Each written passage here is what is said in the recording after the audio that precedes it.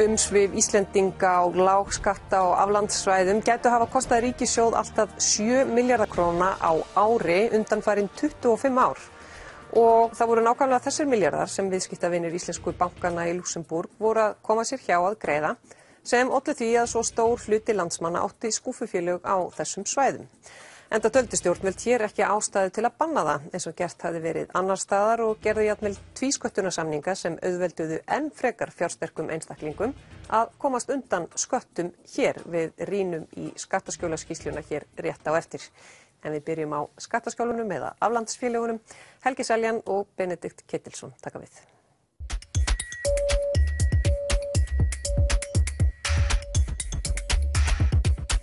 Eins og Panamaskjölin gefa til kynna var umfang aflandsvæðingar íslensks efnahagslífs einstakt í heiminum á þessum tíma. Afvakinn var íslenska fjármálaundrið og drifkrafturinn skattahagræðing og virk markaðssetning íslenskrar sérbankaþjónustu í Luxembourg. Já, eins og þetta birtist okkur í svona sögulegu ljósi og eftir á, þá eiginlega erfitt að sjá að þessi annað heldur en skattarætt hagræði sem drífur þetta mikla fjármagnsstreymi. Að hlíta ráðum sérfræðinga á sviði skattskipulagningar eða skattaáætlanagerðar, tax planning. Það væntanlega kjarni málsins langmestan hluta af þessu. Fyrir vikið má í raun segja að íslensku atvinnulífi hafi á pappírunum verið stýrt frá útlöndum í gegnum erlenda fjárfesta. En þannig var það auðvitað ekki. Þannig eru 56% úrvalsvísitölu kauphallarinnar í eigu aflandsfélaga í árslok 2007, eða 1500 milljarðar króna. Þessi félög voru að langmestu leyti í eigu Íslendinga og sama gilti óskráð félög í aflandseignarhaldi. Arður af eignunum leitaði einnig út fyrir landsteinana og á árunum 2003 til 2008 voru 90 milljarðar króna greiddir í arð til erlendra félaga sem að yfirgnæfandi meirihluta voru staðsett á lágskattasvæðum, flest í Luxembourg og Hollandi.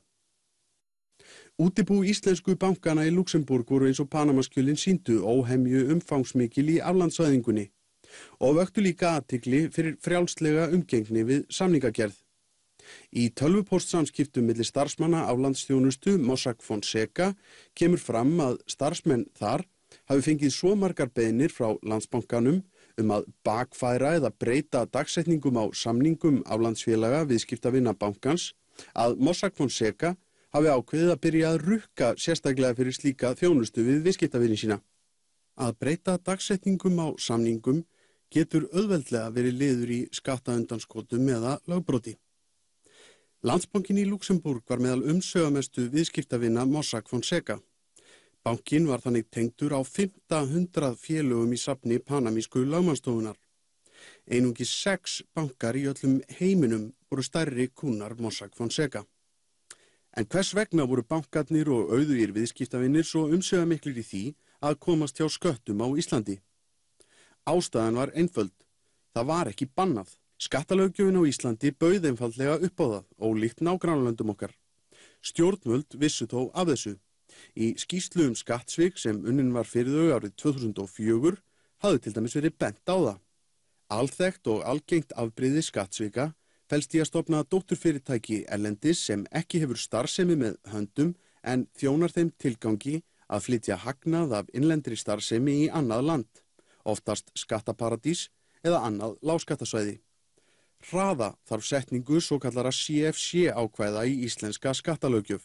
2 árum síðar eða í ágústbyrjun 2006 birtist þessi grein á vef fjármálaráðuneytisins. Þörfnumst við CFC-löggjafar. Í löngu máli var spurningunni svarað neitandi af íslenskum stjórnvöldum. Skattalöggjöfin var rýmri heldur en annars staðar. Danir og Norðmenn og Svíar voru ekki að koma með peninga til Luxembourg og í sama mæli eins og við, og langt frá því. Og menn hafa rakið það til þess að þar í þeim löndum hefur menn verið að innleiða reglur sem að gerðu þessar fjárfestingar í rauninni ekki áhugaverðar skattalega séð. Tvísköttunarsamningar eiga að koma í veg fyrir að fyrirtæki sem með starfsemi í einu landi en eignarhaldið í öðru þurfi að sæta því að ávinningur af rekstrinum sé skattlagður í báðum ríkjum. En þá að sjálfsögðu gengið út frá því að skattur sé greiddur að minnsta kosti í öðru landinu, ekki í hvorugu eins og raunin varð hér. Árið 1999 og 2002 gerði Ísland þannig tvísköttunarsamninga við 2 erlend ríki, annars vegar Luxemburg og hins vegar Holland. Þessir tvísköttunarsamningar gerðu það að verkum að arðgreiðslur og vextir sem íslensk félög í eigu fyrirtækja í Luxemburg og Hollandi greiddu þangað voru ekki skattlagðar á Íslandi. Það var með öðrum orðum gert ráð fyrir að þeir eru skattlagðir í Luxemburg eða Hollandi. Það sem menn annarkvort vissu ekki eða gáðu ekki að var að með auðveldum hætti hægt að stofna félög í Luxemburg og Hollandi sem greiða enga skatta af arði eða vöxtum né yfirleitt nokkra skatta. Það þýddi í raun og veru að arður sem fór frá Íslandi til þessara landa var skattfrjáls bæði á Íslandi og þar. Með öðrum orðum gerðu tvísköttunarsamningarnir Luxemburg og Holland í raun að skattaparadísum. Í skýrslu starfshópsins segir þessa samninga. Það er auðvitað ekki tilviljun hversu umfangsmikið eignarhald innlendra fyrirtækja fluttist til þessara landa á þenslutímanum. Lætur nærri að álykta að þessir samningar hafi aldrei náð tilgangi sínum, sem að greiða fyrir erlendri vaxtafjárfestingu á Íslandi. Heldur nánast eingöngu verið nýttir til að forðast skattgreiðslur með málamynda eignarhaldi. Þetta má kalla misnotkun á þessu samningsformi. Samningarnir bara einfallega eru notaðir svona, já. Þannig á endanum þetta langmest Íslendingar með ákveðið málamynda eignarhald sem að koma frá þessum löndum. Fólk í hópnum sem að þekkir mjög vel þarna til og í ráðuneytinu og það eru margir gagnrýnir á þessa samninga. Íslendingar hafa verið plataðir á þessan hátt. Við gerðum þessara samninga en ég held að sé áhugi fyrir því að endurskoða þá. Ljóst er að eignir Íslendinga á aflandssvæðum eru nú einungis brot af því sem þær voru fyrir hrun. Í skýrslu starfshópsins er reynt að giska á umfang þeirra í dag.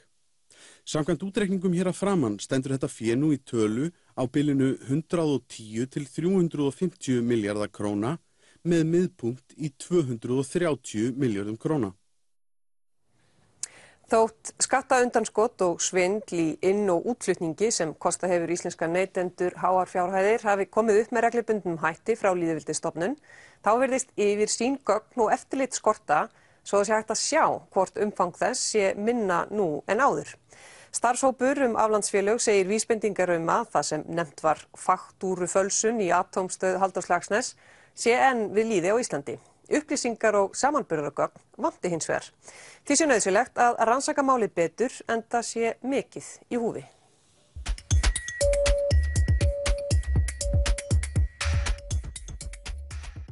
Það sem menn kalla ýmist faktúrufölsun, hækkun í hafi eða ólöglega milliverðlagningu má í raun útskýra svona í frekar einfölduðu dæmi. Ef við ímyndum okkur íslenskan innflytjanda sem flytur inn vörur frá heildsala í til dæmis Hollandi. Heildsalinn selur honum vöru sem að kostar 100 krónur. En í stað þess að íslenski innflytjandinn kaupa hann á 100 krónur, lætur hann heildsalan skrifa út reikning fyrir 200 krónum. Hann greiðir síðan 200 krónur fyrir vöruna sem síðan er kannski seld á 300 krónur á Íslandi. Mismunurinn, 100 kallinn sem var tekinn aukalega, lætur síðan íslenski innflytjandinn, hollendinginn, leggja inn á reikning í eigu félags á Tortóla eða Panama. Nákvæmlega svona undanskot hafa komið upp hér á landi frá því snemma á síðustu öld. Heildsalamálið og kaffibaunamálið eru dæmið það. Súrálsmálið svo kallaða er þeirra stærst. Árið 1984 komust íslensk stjórnvöld að því að álrisinn Alusvis hefði í fjölda ára látið álver sitt í Straumsvík greiða óeðlilega hátt verð fyrir hráefni til framleiðslunar. Afleiðingarnar voru minni hagnaður álversins og skattar. Deilu stjórnvalda og Alusvis lauk með því að fyrirtækið greiddi ríkinu sem nemur 1 milljarði króna að núvirði í skaðabætur. Starfshópurinn komst að þeirri niðurstöðu að samanburðaraðferðir sem notaðar eru erlendis til að áætla umfang slíks hér á landi séu ill nothæfar. Þrátt fyrir gríðalegt mikilvægi útflutnings hér á landi og fordæmi úr fortíðinni virðist því sem yfirsýn yfir 100 milljarða útflutning gerir mönnum erfitt fyrir að sjá hvort rétt sé gefið. Nauðsynlegt sé að rannsaka það betur. Og það eru vísbendingar að það sé þarna þessi mismunur sé meiri heldur en hann á að vera ef bara tekið tillit til kostnaðar. En gögnin eru svolítið mótsagnakennd. Þannig að við teljum að við höfum ekki komist almennilega til botns í því og endum með að vinna með kannski summur á mismuni við mjög langan tíma og taka síðan meðaltöl og dreifa árin og svolítið svona grundvelli ágiskana. Aðal ástæðan fyrir við þurfum að gera það svo að við höfum bara ekki tíma eða mannafla til að fara og grafa ofan í gögnin eins og hefur verið gert marga oft alþjóðlega, til dæmis fyrir Afríkuríki. Og í þessum löndum það kemur í ljós í þessum Afríkulöndum að fjármagnsflóttinn nemur hærri fjárhæðum heldur en samanlögð erlend fjárfesting inn í landið og öll þróunarhjálp. Þannig að þetta áhyggjuefni á heimsvísu og fróðlegt að athuga hvernig þetta hérlendis. Við þekkjum það úr sögunni á Íslandi að þetta hefur verið stundað í með miklum mæli og við þyrftum að komast í það að greina þessi gögn nánar ef við ætlum að svara því hvort að þetta sé ennþá ástundað í miklum mæli. Þótt íslensk stjórnvöld hafi verið lengi að taka við sér og grípa til aðgerða gegn skattaskjólum, verður það að teljast frekar hratt gengið til verks í samanburði við baráttuna gegn peningaþvætti. Í rúman áratug reyndu samtök á vegum OECD að fá íslensk stjórnvöld til þess að standa við skuldbindingar eftirlit með peningaþvætti en án árangurs. Það var ekki fyrr en undir hótunum að íslenskir bankar og ríkið sjálft færu í félagsskap einræðisríkisins Norður-Kóreu að gripið var inn í. Þrátt fyrir áherslur íslenskra stjórnvalda á hlutverk Íslendinga í alþjóða fjármálalífinu, gríðarlegan útflutning á fjármagni til lágskattasvæða og skilgreindra skattaskjóla, var eftirlit með peningaþvætti hér á landi í algjöru lágmarki og raunar svo illa sinnt að alþjóðlegar eftirlitsstofnanir settu stjórnvöldum afarkosti á fundi hér á landi árið 2015. Þá komu hingað til lands æðstu yfirmenn samtakanna Financial Action Task Force sem starfa í umboði OECD. Þeir höfðu þá í tæpan áratug krafist þess að íslensk stjórnvöld stæðu við loforð sín eftirlit og varnir gegn peningaþvætti. Samkvæmt frásögn embættismanna sem sátu fundinn voru fulltrúar samtakanna ómyrkir í máli þegar þeir tjáðu stjórnvöldum að þolinmæði þeirra væri endanlega á þrotum. Samtökin gætu ekki lengur ábyrgst Ísland sem öruggt land með tilliti til peningaþvættisvarna og það hefði alvarlegar afleiðingar fyrir orðspor landsins og sérstaklega íslenskar fjármálastofnanir. Orðalagið sem brúnaþungir yfirmenn samtakanna notuðu að sögn var að Íslendingar yrðu að gera það upp fyrir sig hvort þeir vildu vera í sama flokki og Suður Súdan og Norður Kórea. Á fundi æðstu yfirmanna FATF hér á landi í síðustu viku kom fram að verði frekari dráttur á aðgerðum af Íslands hálfu kunni það hafa áhrif á trúverðugleika íslensk fjármálakerfis. Eftir afarkosti peningaþvættissamtakanna og OECD tóku stjórnvöld við sér. Í stað þess að einn maður sinnti öllu peningaþvættiseftirliti eru þeir nú 3 á sérstakri skrifstofu hjá héraðssaksóknara. Það eftirlit þyrfti þó að vera mun meira. Og í peningaþvættisskrifstofunni á Íslandi, þar eru 3 starfsmenn, voru 30 í Svíþjóð áður en þeir hertu sem sagt á þessu og juku mannafla væntanlega 2014. Þannig að á meðan að kannski verkefnir ekkert mikið einfaldara hérlendis. Þetta svolítið hliðstætt því sem var með fjármálaeftirliti fyrir hrun. Þar voru við með miklu færri starfsmenn og miklu minna umleikis heldur en Norrlöndin. En flækistu fjármálakerfisins var ekkert minna.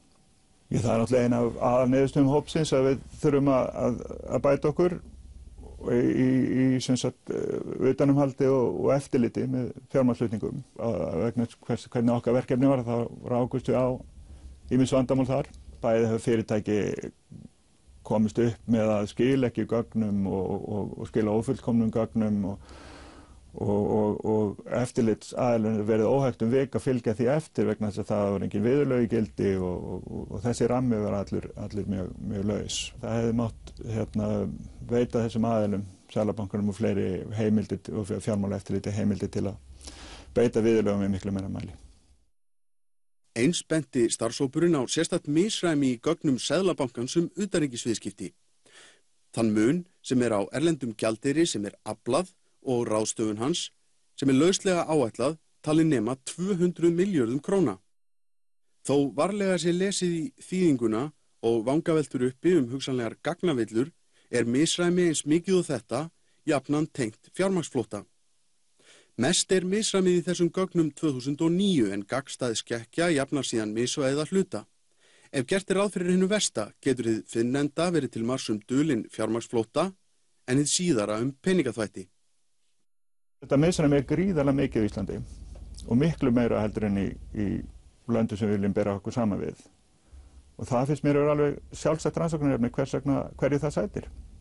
Nú þegar við vitum að allir þessir peningar fóru frá Íslandi eftir alls kyns krókaleiðum til svona aflandseyja, athyglisvert að skoða alla þá peninga sem hafa runnið frá aflandseyjum aftur til Íslands eftir hrun í gegnum svokallaða fjárfestingaleið Seðlabankans. Fjárfestingaleiðin umbunnar þeim sem koma með erlendan gjaldeyri inn í landið þannig að þeir fá í raun fleiri krónur en þeir fengju annars. Menn hljóta þá að spyrja sig, hefur Seðlabankinn í raun verið að umbunna þeim sem fóru með peninga hérna út framhjá sköttum? Spurning hvað eftirlitsaðilar eiga að gera annað en að fara þeim lögum og reglum sem eru settar og ef menn fluttu þessu peninga löglega úr landi og koma með þá aftur löglega til landsins og þá kannski, og ef menn ekki, ef það felst í því óréttlæti sem ég get alveg skilið það sjónarmið að þá verða menn að breyta lögunum. En reyndar þá bendir sem skattayfirvöld benda það að þeir hefðu viljað meira og nánara samstarf við Seðlabankann í tengslum við eftirlit með fjármagnsflutningum milli landa. Skýrsla starfshópsins ber þess merki að hópnum hafi verið skammtaður naumur tími til verksins, eða frá apríl og fram í október. Sérstaklega þegar í ljós hefur komið að upplýsingar skortir í mörgum tilfellum. Því hvatt til þess að frekari rannsóknir fari fram. Okkur fannst að við hefum fengið mjög skamman tíma. Það kemur síðan í ljós eftir og við hefum kannski geta verið að vinna þetta betur og lengur ef fyrsta skýrslan átti ekki að koma fram fyrir á nýju ári. Við hefum viljað fara dýpra í nokkra þætti og skilja betur hvernig þessar gagnavillur eru tilkomnar. Við einfaldasta leiðin sjálfsagt bara að horfa til annarra landa og taka þessi til fyrirmyndar í meira mæli sem að þessi mál eru tekið miklu fastari tökum. Og Benedikt Jóhannesson, nýskipaður fjármálaráðherra, hefur aðeins fjallað skattaskjól og aðgerðir gegn þeim í þinginu. Hvað ætlar hann að gera? Hver stefna ríkisstjórnarinnar? Hann fer yfir það og fleira hér í Kastljósi á morgun annað kvöld.